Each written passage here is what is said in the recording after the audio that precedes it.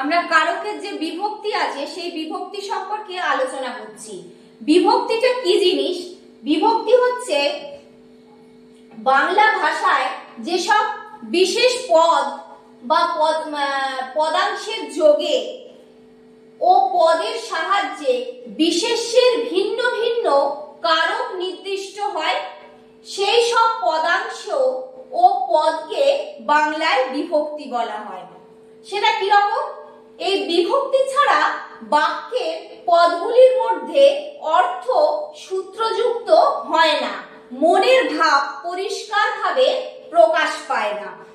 সেটা মনের ভাবটা যে পরিষ্কারভাবে প্রকাশ পাচ্ছে না, বা যে আমরা একটা বাক্য তৈরি করছি সেই বাক্যটা পরিপূর্ণ সুষ্ঠু বাক্য হচ্ছে না, তার কারণ আমি যদি উদাহরণ হিসাবে বলি যে লোক বলে, লোক বলে, এই যে লোক বলে কথাটা শুনতে খুবই বেমানান মনে হচ্ছে, কিন্তু আমি যদি এর সঙ্গে একটা বিভক্তি এ বিভক্তি যোগ করে দিচ্ছি যে লোকে, লোকে বলে, এই যে এ বিভক্তি যোগ করলাম, কথাটা শুনতে একটা পরিপূর্ণ বাক্য হলো এবং শ্রুতি মধুর হলো।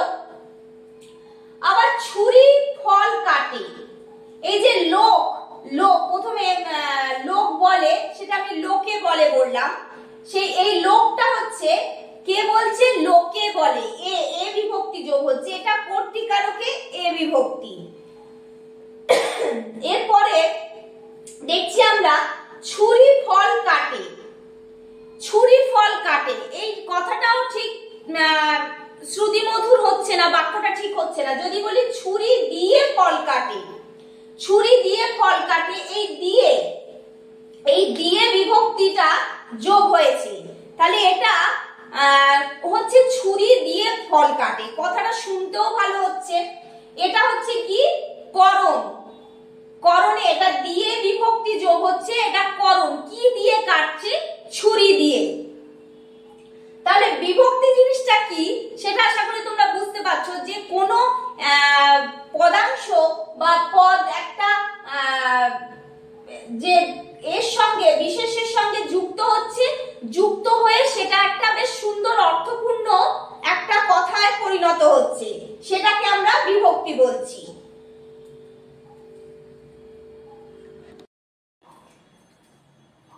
আমরা দেখছি যে বাংলা ভাষায় বিভক্তি দুই প্রকার, একটা হচ্ছে যথার্থ বিভক্তি, একটা হচ্ছে কর্মবচনীয় বা পরসর্গ বা অনুসর্গ, যে কোনো একটি নাম বললেই হবে। এবার এই যে যথার্থ বিভক্তি, যথার্থ বিভক্তি গুলো কি? যে এগুলি পদের অংশ হিসাবে যুক্ত হয়, ভাষায় এদের পৃথক অস্তিত্ব নেই, মানে পদের সঙ্গেই যুক্ত হচ্ছে, ভাষায় এদের কোনো পৃথক অস্তিত্ব থাকে না। এবার যথার্থ বিভক্তি চারটি, একটা হচ্ছে এ, দ্বিতীয়টি হচ্ছে কে, তারপরটি হচ্ছে রে, তারপরটি হচ্ছে তে। এবার কর্তৃকারকের ক্ষেত্রে যে বিভক্তি হচ্ছে সেটা হচ্ছে এ, তে, কর্তৃকারকে এই বিভক্তিগুলো ব্যবহৃত হয়। কর্মকারক ও নিমিত্তকারকে এ আর কে এই বিভক্তিগুলো ব্যবহার হয়, এবং করণ ও অধিকরণ কারকে এ, তে, এতে এই বিভক্তিগুলো ব্যবহৃত হয়। আর সম্বন্ধে র আর এ এই বিভক্তিগুলো ব্যবহৃত হয়। আর এ বিভক্তিটা সম্বন্ধ পদ ছাড়া বাকি সকলের ক্ষেত্রেই এ বিভক্তি ব্যবহৃত হতে পারে।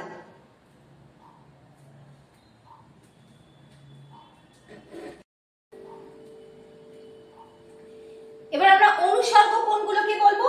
অনুসর্গ হচ্ছে এগুলির আলাদা মানে অর্থ আছে, অন্য পদের মতো ভাষায় ব্যবহার করা হয়, এগুলোকে স্বাধীনভাবে অন্য পদ যেরকম ভাষায় ব্যবহার করা হয় সেই রকম অন্য পদের মতো ভাষায় ব্যবহার হয়, বিশেষ্যের পরে আসে বলে একে কর্মপ্রবচনীয় বা পরসর্গ বলা হয়।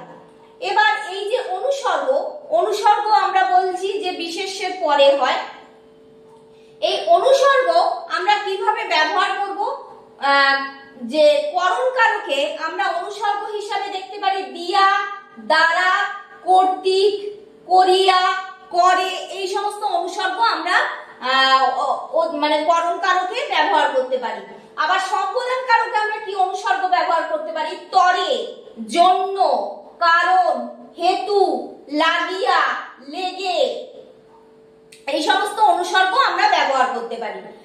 আবার অপাদান কারকে হইতে বা হতে, থাকিয়া বা থেকে, কাছ থেকে, নিকট থেকে, এই সমস্ত অনুসর্গ আমরা অপাদান কারকের ক্ষেত্রে প্রয়োগ করতে পারি। আবার অধিকরণ কারকে কাছে, নিকটে, মধ্যে, এই সমস্ত অনুসর্গ ব্যবহার করা হয়।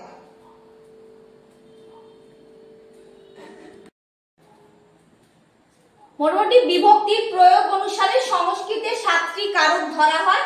কর্তৃকারকের বিভক্তিকে প্রথমা বলা হয়, কর্মকারকের বিভক্তিকে দ্বিতীয়া, করণ কারকের বিভক্তিকে তৃতীয়া, নিমিত্ত কারকের বিভক্তিকে চতুর্থী, অপাদান কারকের বিভক্তিকে পঞ্চমী, সম্বন্ধ পদের বিভক্তিকে ষষ্ঠী, অধিকরণ কারকের বিভক্তিকে সপ্তমী ধরা হয়।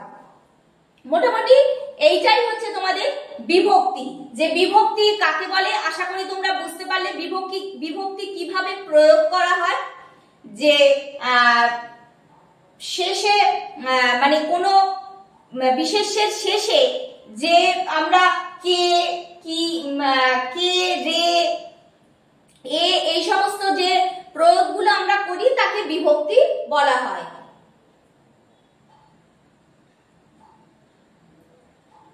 আশা করছি তোমাদের কাছে কারক এবং বিভক্তি দুটোই খুব পরিষ্কার হয়েছে।